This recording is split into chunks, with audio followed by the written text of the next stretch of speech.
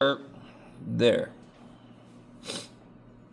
So real quick, when we're back with y equals blah blah x, we talked about how to plot x, y points. But then what's the next thing we kind of do? We get points from an equation, and if they come from an equation, they make various shapes. So if I have a cubic, it might look like that. If I have a square root, it looks like that. If I have an absolute value, it looks like that. They have different shapes because the points came from a relationship. So, does everybody agree that if I plugged a value in for theta, I could get a value out for r? And that would be a point that I could plot, yes? And then I keep going. Plug another value in for theta, get another point, plot it. Plug another value in, plot a point, blah, blah, blah. And if I do that, I end up getting that graph. And I can't remember if I pointed out on the back of that one sheet I gave you, there are some example graphs you can get. And this was affectionately known as the butt graph. This could also be an upside down apple with the stem missing. Okay.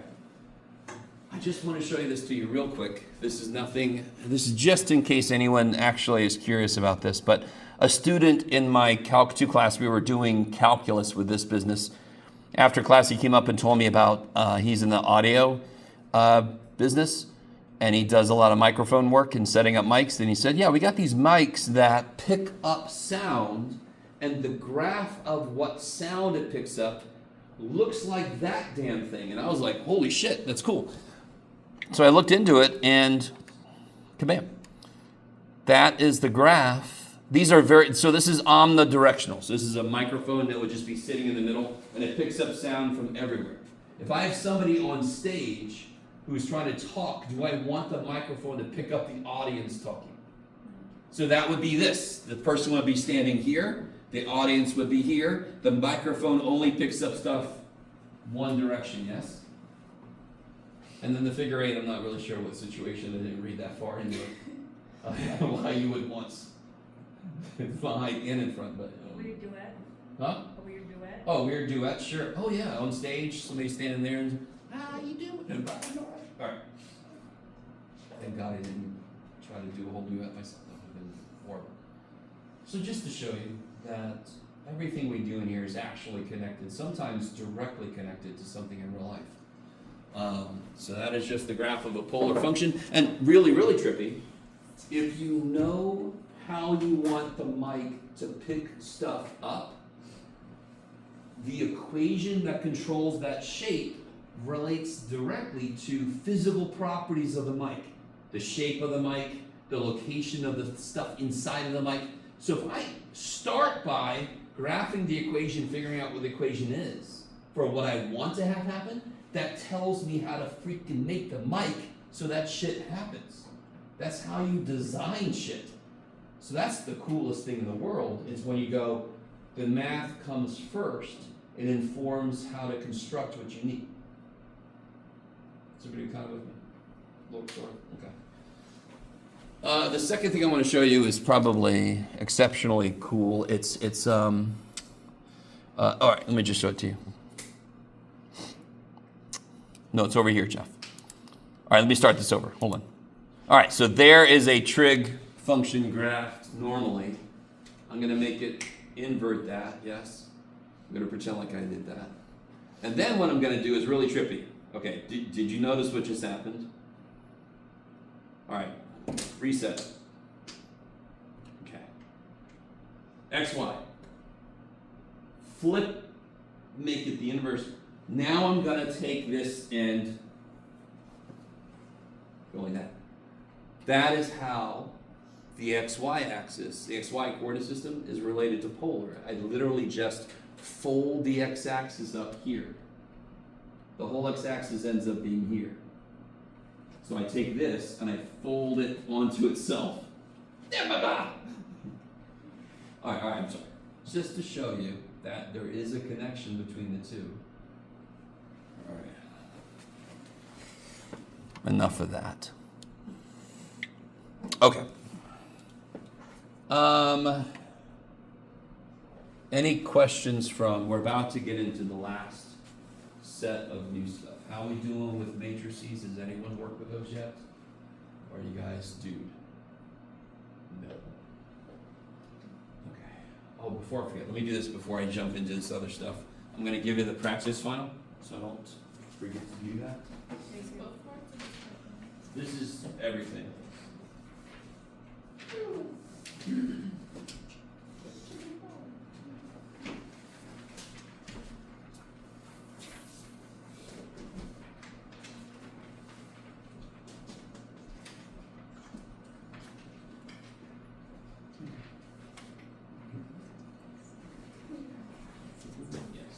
Alright, so glance at it, go holy shit, and then put it away.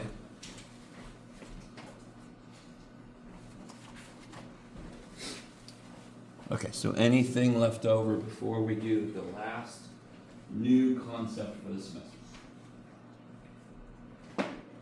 Here we go. What we're getting into are what's officially called conic sections. So can you guys all, I wish I would have brought, I think I still have them, but I didn't bring them. Imagine a cone, or like an ice cream cone. Can you guys see an ice cream cone? Oh shit. If I chop it this way, what shape did I just make? Circle. If I chop it this way, I actually just made an ellipse. Now what's really tricky is if you have like the Darth Maul ice cream cone. You ready? So I got an ice cream cone like this, and got an ice cream cone, and I do this to them. And that really is dumb, because then the ice cream just comes out on both sides. But I have an ice cream cone here, and an ice cream cone here. Let me draw this. Everybody's excited when I draw stuff. The Darth Maul. Sure, Jeff. I have a cone here, and I have a cone here. Yes? Very dumb way to do things. But if I chop it this way, I actually end up getting hyperbola. And if I chop it this way, I end up getting a parabola. So what we're about to get into are circles, ellipses, hyperbolas, and they're called conic sections because they are cross sections of cones. So, for some reason, I'm about to ask you a question that does not seem related at all. Can somebody give me two positive numbers that add up to be 4? 2 and 2. That's crazy. What else? 1 and 3, that's crazy. 0 and 4, I love it, or 4 and 0. What about 1.5 and 2.5? Right? And of course, I can keep going. Now, what is the constriction here? What is the restriction, I can say better? It needs to equal 4 and it needs to be positive. So what's the restriction on either number? There's a restriction on each number. Think about it. Is there any number that either number can't be? Or any kind of number that they can't be? Negative. Sure, they can't be negative because I said they have to be positive, which means could either number be 5? Shit, no. So listen, somehow this is going to relate to an equation. In fact, we know this equation already. We know one of them. If I have two positive numbers that add together, it's going to result in a graph that's closed. It's going to result in a graph that can't go to infinity. So the most basic equation we have that kind of capture this idea is, for example, the equation of the unit circle. What's the biggest x can be? 1. And the biggest y can be? 1. The smallest? -1, right? And then the smallest y can be is -1. Now, do you all agree x squared is positive? Because I'm not using imaginary numbers. So the idea about two positive numbers add to 4, this is two positive numbers add to 1. Yes? So x squared is at most 1, at least 0. Y squared is at most 1, at least 0. It is contained.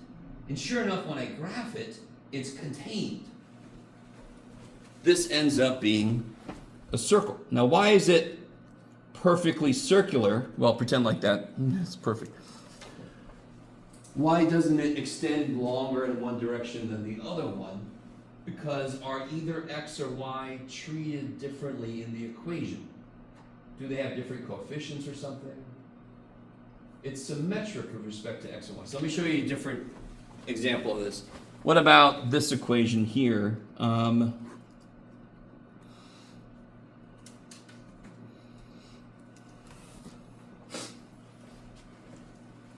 Let me do this. Let me make this a little bit easier to think about.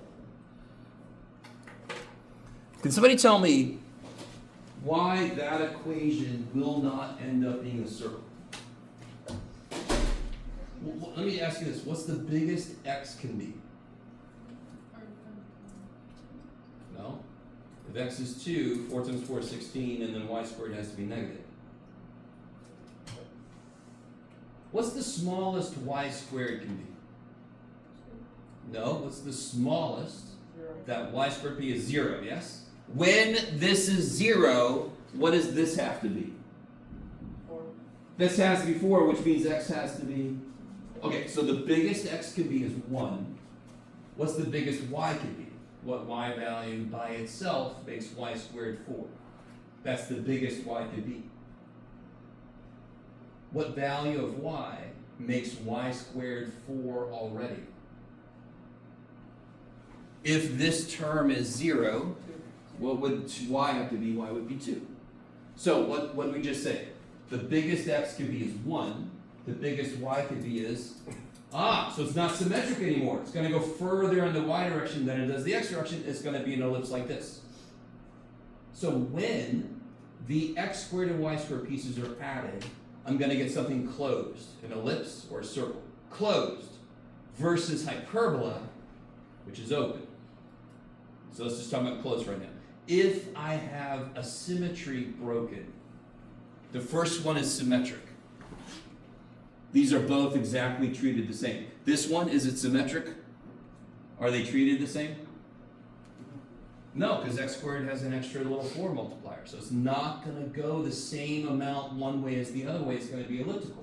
How would I make it look like this kind of ellipse instead? I can move one piece of that equation and it would become this kind of ellipse. Yeah, put the 4 in front of y. Okay, how are we doing so far? We're going to get a lot more detailed, and normally a student hears that and they think, oh shit, but it's actually good. We're not going to have to guess at stuff. But I just want to get the basic idea down that when I have equations where the x and y are both squared and it's adding, that's a closed thing, a circle, or in this case, an ellipse.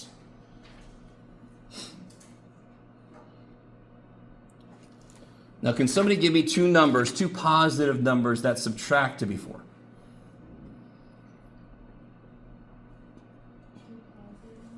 Yep, two positive numbers. 6 minus 2.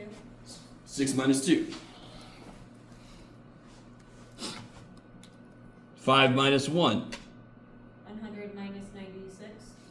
Yeah, 100 minus 96. 1,000 minus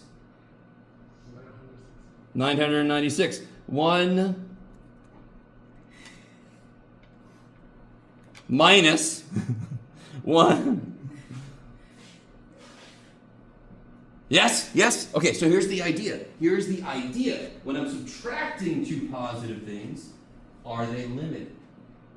No, they're only constrained to be 4 apart, but each one of them can get as big as they freaking want to be.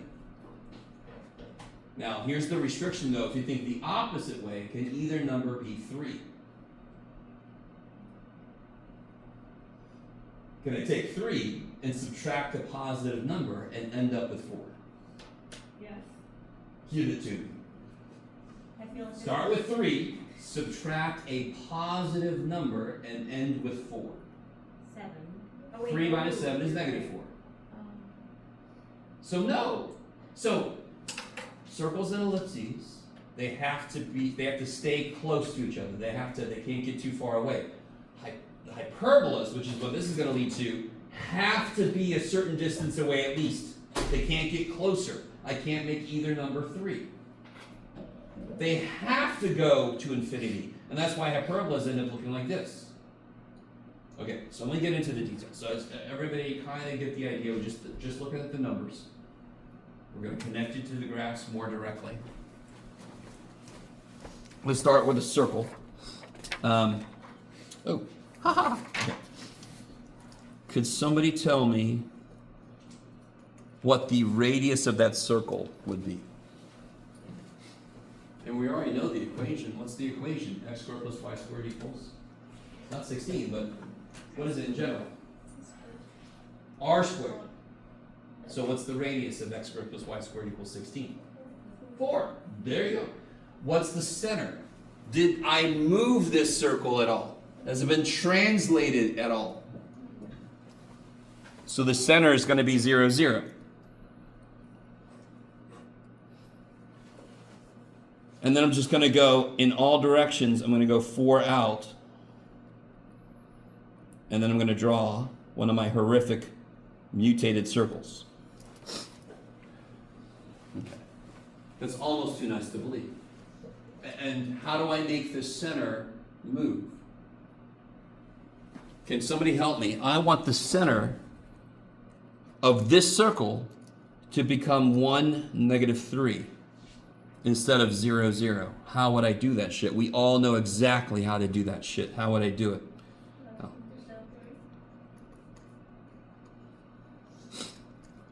What would I put here exactly? How much do I want it to move? Left or right? Right 1? So what do I put in here? Good, -1. Because it's in with the letter. I'm about to put a number in with the letter. So how do I make it move down 3?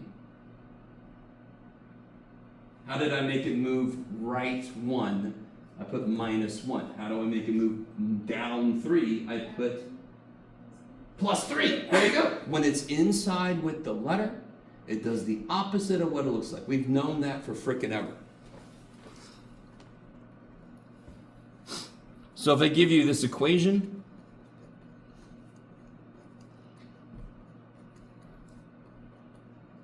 what's the center?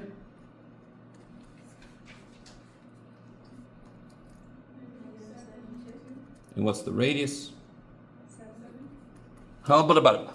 So then how do you graph this thing? Why did I pick these numbers? I don't know. -7, 2 is the center. And then you would go 7 out in all directions. Yes? Up 7, over 7. You'd be more specific about it, but you guys understand?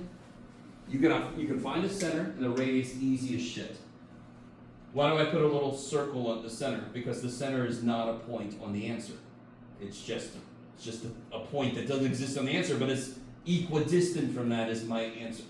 So I put it there, and then I just count 7 out this way, 7 out that way, the cardinal directions, and then I try desperately to make something that looks vaguely circle-ish. With my drawing ability, if I ever did make a circle, it would be completely by accident. Okay. Have you seen those people that can go to the board and kind of like go, okay. I can't do that. I can't do it. How do you guys feel about circles? Circles are our friends. Oh yeah, totally. It should, because all we've done is we've squared the other variable too. So it's kind of like parabolas. If it's a first power, it goes both ways, yes? And all a parabola does, it doesn't fully close it, but it just doesn't allow it to go all the way this way. What this does, when I square both variables, now it's not allowed to go that way forever, and it's not allowed to go that way forever. That's why it ends up being contained, because I've squared both variables. Okay. What about ellipses? So we already had one. Let's look at it. What was the one I put down? It was 4x squared plus y squared equals 4, right? So let me show you the best way to write this to get the information that we need easily. If I just, all right, how do I know this is an ellipse? What is it about this that tells me it's not a circle? It doesn't go the same amount in both directions. Why? Because the x term has a different coefficient, yes? You guys with me? if I make it equal to 1, how would I make this equation equal 1 instead of equal 4? What would I have to do to both sides? I would divide by 4. That's crazy. No, Jeff. He's canceled. Let me put a 1 down here just to be... Now this is really cool. If x is 0, what's y? If x is 0, what's y? It's got to be 2 or... Because look, what's this? If x is 0, what does it say? Something divided by 4 is 1. All right, what divided by 4 is 1? What divided by 4 is 1? 4. And what do I square to get 4? 2. Or? -2. Good. So how far do I go in the y direction? 2. And do you see how if I make it equal to 1, I can just look at this number and go, what's the square root of that? That's how far I'm going to go in the y direction. How far do you think I'm going to go in the x direction? What's the square root of 1? Holy shit, so I'm going to go 1. If that's 0, what's x? 1 or? So I'm going to go 1 on the x, I'm going to go 2 on the y. Where's my center? 0, 0. So if I start at the center, here, let's make this a little more specific, Jeff. You want to start now? Sure. So I go 2. So officially, I would say this is a squared, this is b squared. It doesn't even matter what letter you call it. It's just the x direction is 1, the y direction is going to be 2. Yes? So I go in the x direction 1 away from the circle both ways, and the y direction I go 2. And then I am freaking done. We get some unimpressed robot looking at me. Or whatever you think it is. I need you to understand how silly nice this is. This is silly nice. So for example, if I gave you this, has everybody got that? I'm sorry.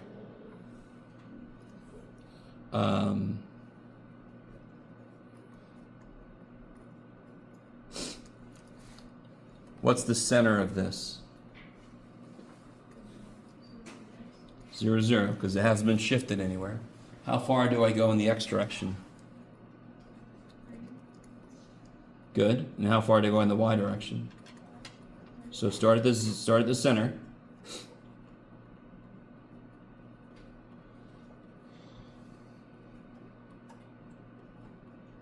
You almost made good scale, Jeff. Start at the center. X direction, go 3 out both ways. Y direction, go 5 out both ways. Connect them. And pretend like that's an ellipse. Okay.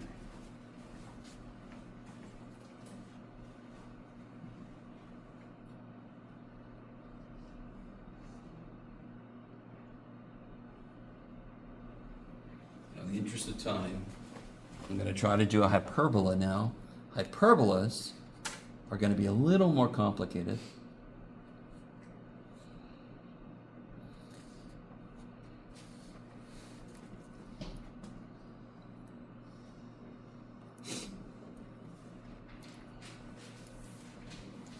How can I tell this is a hyperbola?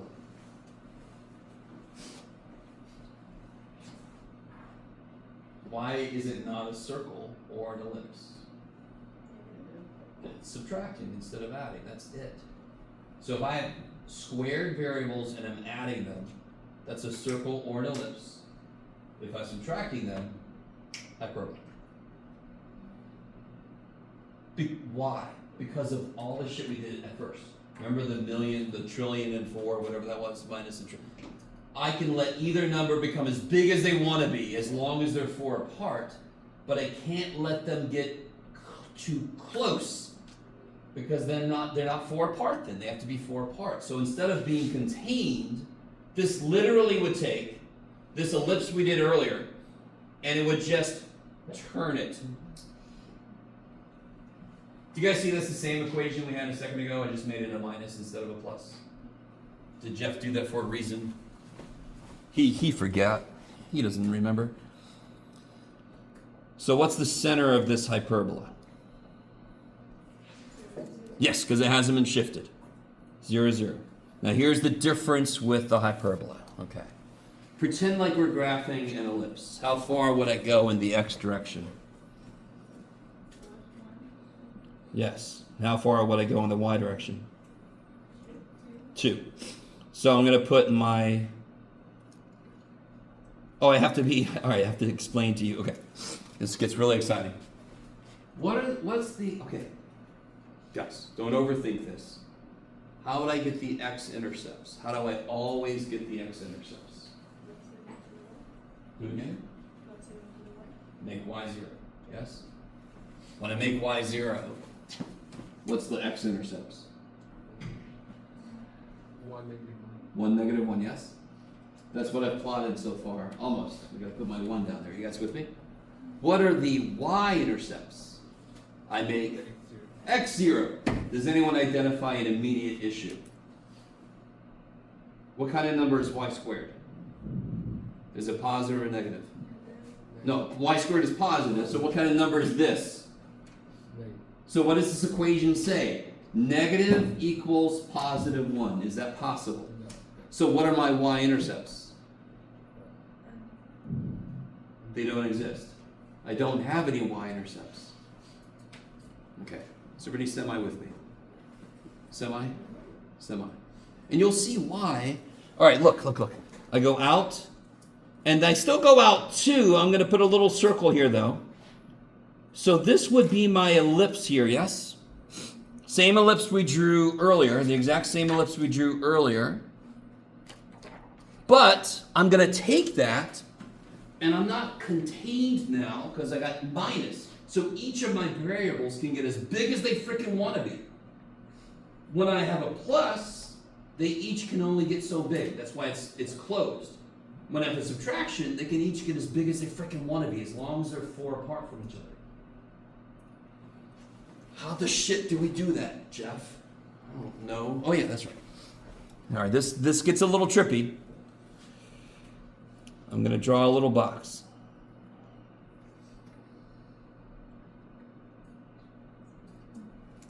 All right, I keep doing that the wrong way. I've got to do it like that. We'll see. Is everybody with me? Was that hard? Okay. Then I'm going to draw through the corners. Stay with me. Through the corners, yes? That already looks neat. That looks like a trip I had once. Now, what I'm going to do is, instead of this, I'm going to do this. I'm going to tear it apart. I'm not going to let it doesn't have to be close, it has to be far. So I'm going to literally, this is nice. We just drew asymptotes. So I'm going to do this.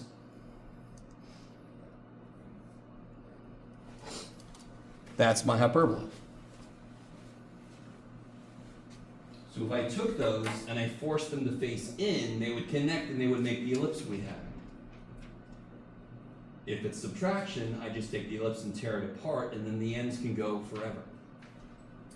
That's kind of trippy. Well, how would I make the hyperbola be here instead? Well, why were there no y-intercepts? Because the y term had a... So all I would do is put this term first and make the x squared negative, and then it would have been here and there.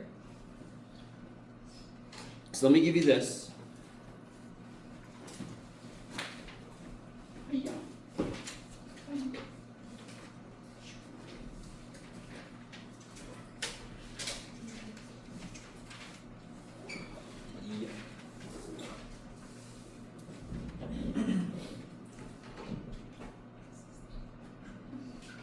And I'll tell you this, I made a decision. Did I get one in? I'm going to count this homework 3 times as much. I just joked. I just made a joke. This section, I think there's only one section. I think I assigned one section in chapter 12. It was like from the review. We'll make that extra credit. I didn't want to say that too early because then you wouldn't have paid attention. If you're going into Calc, which most of you should be, this will come up in a few places. If you're going into Calc 2, this shows up in a few places. If you have Calc 3 in your future, it's going to dominate a lot of areas of Calc 3. Not dominate, but it will be in there a lot. So, does everybody understand? That chapter 12 assignment, whatever it was, I forget, it's extra credit officially. Yes, but I at least wanted to expose you to how these aren't that bad. And they should be relatively easy to pick up again if you need it in the future. So next time, tomorrow that is, I'm not going to have the practice final answer key tomorrow. I'm going to have it on Tuesday. Tuesday, because what's happening Monday? Holiday. So if you come to the campus, you'll be very lonely. Tuesday, I'll have the answer key for the practice final. Wednesday, of course, is the final. Thursday is the final. Part 1, Part 2. Part 1 is no calculator. Part 2 is calculator. All right, guys. See y'all tomorrow.